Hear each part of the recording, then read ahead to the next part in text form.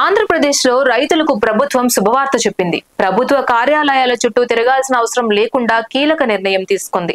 విద్యుత్ కనెక్షన్ల మంజూరు విధానంలో మార్పులకు ప్రభుత్వం శ్రీకారం చుట్టింది. ఏపీ ఈపీడీసీఎల్ తూర్పు ప్రాంత విద్యుత్ పంపిణీ సంస్థ ఈ మేరకు నిర్ణయం తీసుకుంది.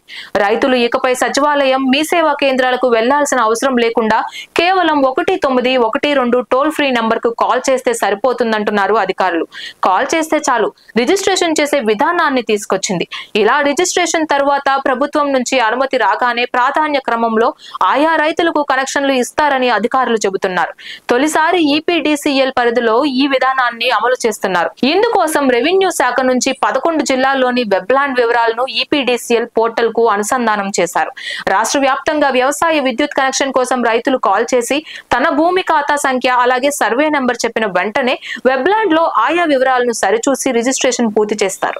ఈ కనెక్షన్ల కోసం 1912 కాల్ సెంటర్ లో కొంతమంది సిబ్బందిని కూడా ప్రత్యేకంగా విధుల్లో ఉన్నారట.